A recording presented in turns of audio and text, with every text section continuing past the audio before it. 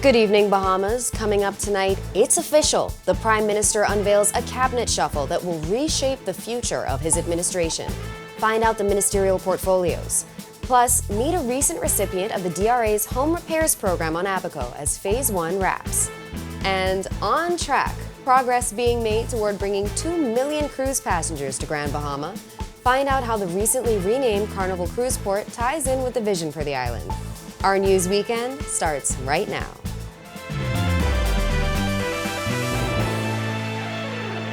Welcome to Our News Weekend. Thank you so much for joining us. I'm Marlena Leonard. In a highly anticipated move, Prime Minister Philip Davis announced his first cabinet shuffle since taking office nearly 2 years ago. In a national address late this afternoon, Davis revealed the revamped cabinet lineup, expressing confidence in the ability of his newly appointed ministers to move the country forward. In the lineup, Jomo Campbell, who previously served as Minister of State for Legal Affairs, will now become the Minister of Agriculture and Marine Resources, as the current minister, Clay Sweeting, will become the substantive Minister of Works and Family Island Affairs. Works Minister Alfred Sears will now take up the post of Minister of Immigration and National Insurance. Immigration Minister Keith Bell, who has been in the news recently for issues at the ministry, will now become the Minister of Housing and Urban Renewal. As such, JoBeth Colby Davis, who served as Minister of Housing and Transport, will now become the Minister of Energy and Transport.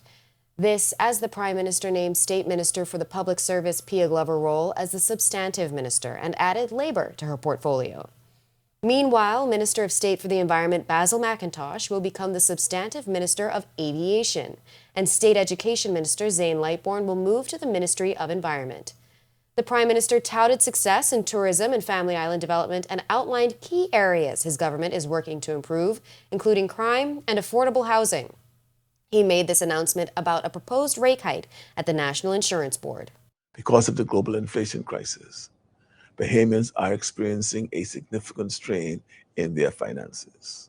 Because of this, we decided to postpone a much-needed increase in NIB rates until July of next year. This will give Bahamians time to plan and give the National Insurance Board time to undergo a process of reform.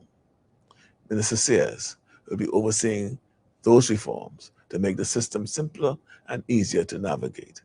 It's important to prevent fraudulent claims and to expedite claims for people who deserve them. Be sure and tune into Our News live at 7 and 7:30 tomorrow for an in-depth analysis of the Prime Minister's national address.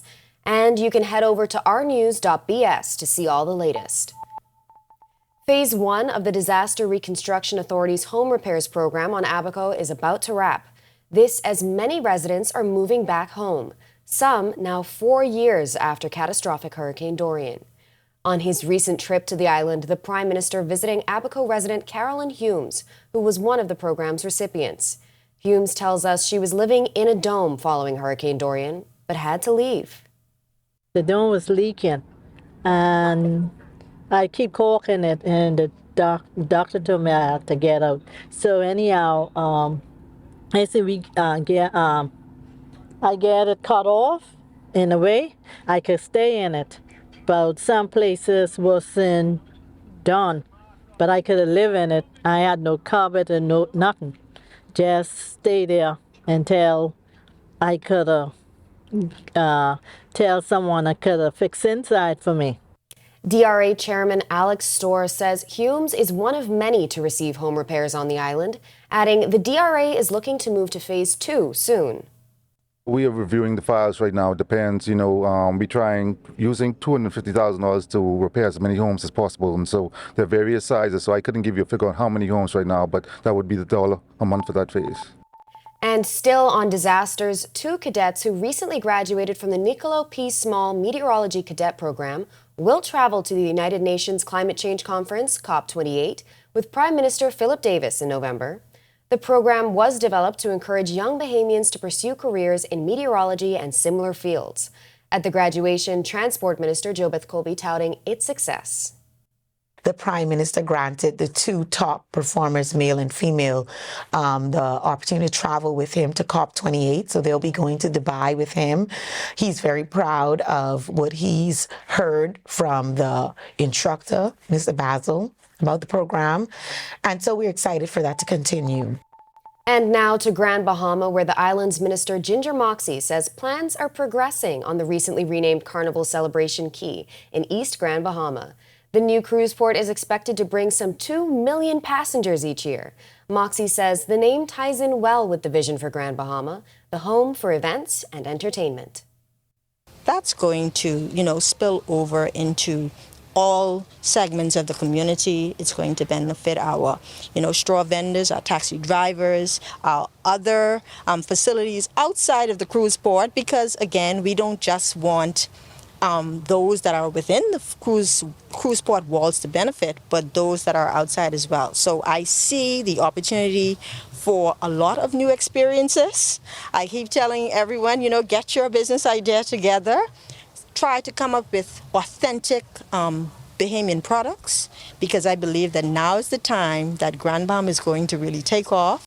Moxie says the proposed date for completion is summer 2025. A lot of the work in terms of the dredging has been completed. The land side development is going to start happening soon. You'll soon see a lot of employment begin to happen. You'll also see, because they've had many meetings and they've had meetings with the retailers, they're soon going to have meetings with the food and beverage operators.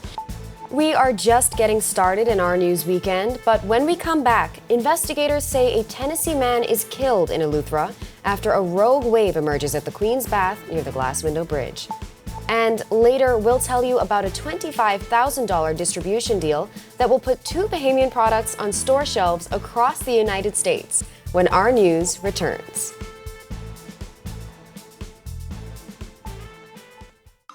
Collect verse access is as easy as grab a collect, scan a collect. Open your camera app, focus on the QR code, and click the link that appears. You own your collect verse experience. Take selfies, join the cultural referendum, and share with your friends. See content from local chefs, Olympic athletes, and cultural icons. Collect is proud to be 50. Grab a collect, scan a collect. Get in the collect verse today.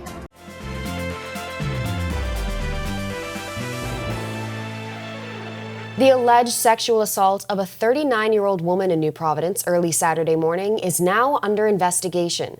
Investigators confirm the woman was reportedly summoned to a residence for a welfare check when she was struck in the face and sexually assaulted by a male resident. Police are appealing to members of the public who may have information to come forward by calling 911, 919, or Crime Stoppers at 328-TIPS. And the drowning of a 55-year-old Tennessee man on Eleuthera now under investigation. Police tell us the Saudi Daisy resident was reportedly standing on the shoreline of the Queen's Bath, south of the Glass Window Bridge, shortly after 1:30 p.m. when a rogue wave emerged and washed him into the water. Shortly after, police say the victim was reportedly observed floating face down on the Atlantic side of the bridge. Investigations are said to be ongoing. And this also in from San Salvador, as police there say they seized $20,000 worth of suspected cocaine on Saturday afternoon. Police tell us investigation intelligence officers led them to a fishing dock in Snow Bay just before 3:30, where they confiscated a package containing 1.2 kilograms, that's nearly 3 pounds of the suspected drug. Police say they are still investigating. And National Security Minister Wayne Monroe says government is steadily moving toward helping the Bahamas Department of Correctional Services live up to its name and mandate. This, as Monroe admitted, BDOCS is still not a correctional facility, despite the recent implementation of several initiatives aimed at rehabilitation. One of those initiatives is the recently launched Grow Your Child program, which, as of this weekend, allows incarcerated mothers a chance to reconnect with their children. Monroe says his ministry is moving to address the shortcomings. To be a correctional facility, there are certain boxes you have to tick. In terms of the standard of the accommodation, in terms of the programs that can be offered because of the lack of facilities, there would be difficulties in hitting that target for this facility. We did have a evaluation by the American Correctional Association. We're moving as swiftly as we can to meet those standards. Things like this and permitting family engagement is part of what will get you to that standard. A $25,000 distribution deal is expected to put the products of 2 local artisans on store shelves in cities across the United States. The news comes as Bahamas Agricultural and Industrial Corporation and Milo Butler & Sons Limited made good on a memorandum of understanding signed last year with local honey producers Island Buzz and V's Condiments. BAIC, in alignment with the government's mandate regarding food security, has taken up this endeavor to create a pathway for Bahamians to see their products find broader and broader distribution across our country. Truly a step in the right direction towards food security and food sustainability. It is indeed our trajectory as a company and as a family business to see to it that Bahamian businesses are supported and are helped in any way possible that we can help. And we would like to know that this is not just a government situation where governments come and governments go, where this is not continued. These recipients say they are grateful for the opportunity. I've been in business over 10 years and God has been truly good to me. I make pepper sauce, jams, jellies, seasonings, and much, much more. Today, this is really, truly outstanding and a very important moment in my life. We do have a strong customer base, but with Milo Butler, with us partnering with Milo Butler now, we have a greater distribution network for our product. And we're happy for it because, like I said, we know it's a first-rate product. We spend time making sure that the product is right, that the marketing side of it, in terms of the labeling, we want to make sure it's right so that you're going to see a Bahamian product that, like I said, is first class and it compete worldwide. With both of us together, I think we can make this dream possible. When our news comes back from the break, the second week of school is about to get underway.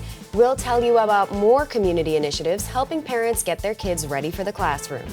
But first, we shine a spotlight on the Fox Hill community as 300 school-age children get swim lessons. We'll tell you about the corporate sponsor making it all possible when our news returns. Doctors Hospital is reimagined primary care. We have invested to improve our health system, ensuring that accessible, affordable, world-class clinical care is closer to you. Your relationship with a primary care provider shapes the foundation of your overall health. Our new, modern primary care facilities are where critical diagnosis and true personalized treatment begin. With locations across New Providence, Grand Bahama, and Exuma, we invite you to experience the Doctors Hospital difference. Book your next appointment at clinics.doctorshos.com.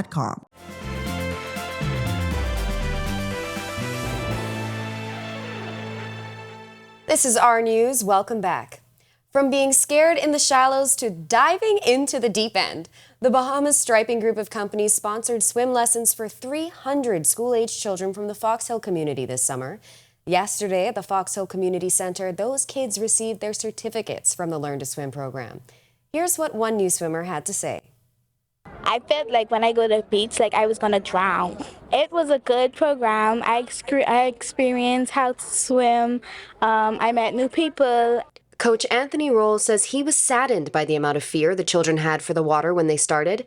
Now, he says he's proud of the transformation. For me to see them wearing the life jacket and hardly could get across the pool, to see at the end of 4 weeks that they were not only out of the life vest, but they was in the advanced class. And we had about a 90 to 95% success rate for kids that couldn't swim to the end that they could have swim. And at the end of the program, to see the confidence that they had, they just jump in the pool and they swimming from length to length, that was really motivating for me. 28 children participated through the Nassau Village Urban Renewal Center. The center's manager, Wendy Russell. The children were always in a safe environment, constructive, learning how to swim was something that is really needed in our country. There are so many of our young people who do not know how to swim. We are surrounded by beautiful waters, and many Bahamians do not know how to swim. Some started not being able to do anything, and by the time the program ended, they were swimming, actually swimming without the flotation devices. So hats off to Coach Roll, and his team, who taught the children how to swim. You can see the kids' newfound confidence as they talk about the program. It was fun and we get to meet new people and I get to learn how to swim. Yeah, it feels good now. When I go on the beach, I could go out. Well, hats off to those coaches and congratulations to the new swimmers. And it's already the second week of school and we've seen numerous community efforts to help get kids ready for back to school. Over on Grand Bahamas, students in the inner city received vouchers for uniforms and books from Rotary Club of Grand Bahama Sunrise, and it was made possible by a partnership with Corporate Bahamas. President DeCarlo Sweeting and other Rotary members went a step further to distribute breakfast in the area to help parents get their little ones ready for the new academic year.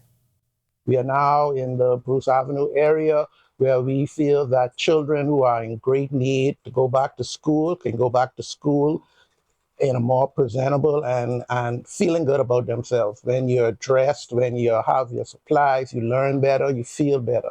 And he says the community response has been positive. We've had persons run us down in the streets trying to get at it because we all know, and we know we're going to get that type of response because Grand Bahama economy has slowed down greatly, and it's very expensive to get not just one child ready for school, but 2 and 3 children ready for school.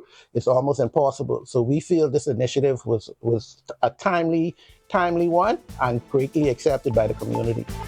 Amazing work. And when Our News Weekend comes back, get your red gowns ready for the return of a highly anticipated gala event. And taking Bahamian art to the world, how the Turn Art Gallery is making it happen when Our News returns. Collect verse access is as easy as grab a collect, scan a collect. Open your camera app, focus on the QR code, and click the link that appears. You own your collect verse experience. Take selfies, join the cultural referendum, and share with your friends. See content from local chefs, Olympic athletes, and cultural icons. Collect is proud to be 50. Grab a collect, scan a collect. Get in the collect verse today.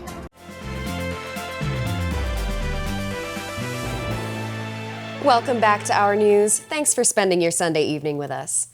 After a month of showcasing uniquely Bahamian music, food, and culture, the Goombay Summer Festival wrapped up recently. The event, which returned after a 10-year hiatus, made a grand return on July 28th. And while this year's Summer Festival has come to an end, General Manager of Cultural and Authentic Events, Nikki Reed Simmons, says they're already making plans for next year. The best in Bahamian music, culture, food. It's just about the tradition. It is the first time that we're hosting Goombay Summer in Nassau for more than 15 years. And I'm looking forward to doing it next year with the team.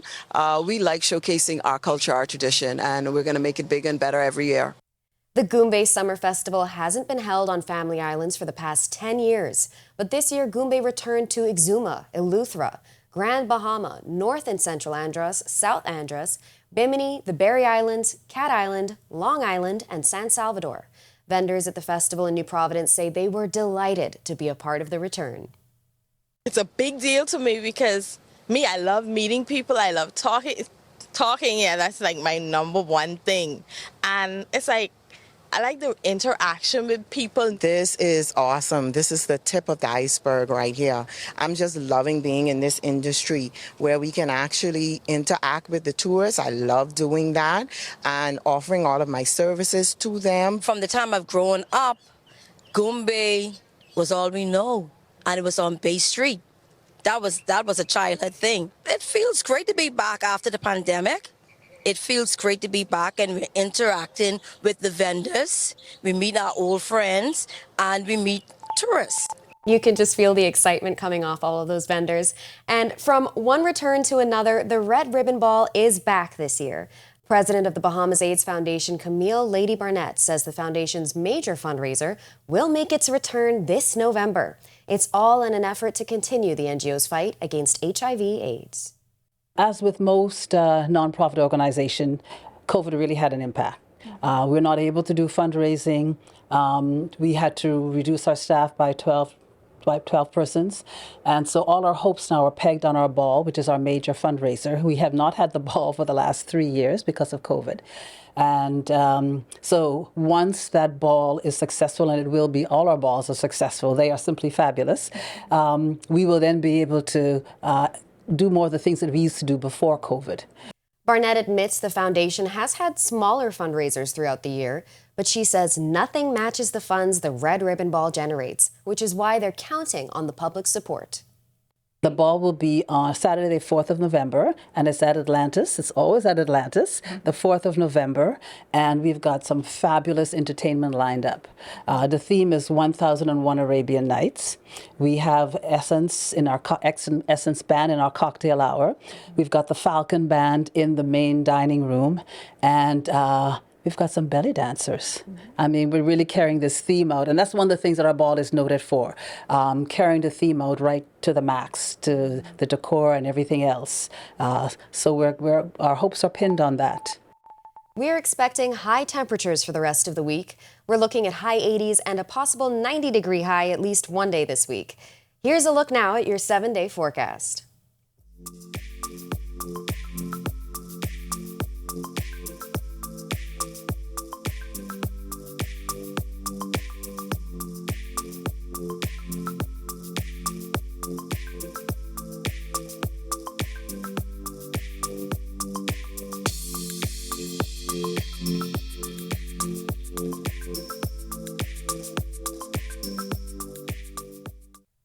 And finally, although Bahamian artists may not receive the recognition that their international peers do, they stand shoulder to shoulder with artisans around the world, despite the unique challenges creatives face in the Bahamas. Many galleries around the country give artists a platform to share their craft with the public, but the Turn Gallery's mission is to take it a step further and take Bahamian art to the world. Our Jean Joseph tells us more about Turn Gallery's global mission and their local impact.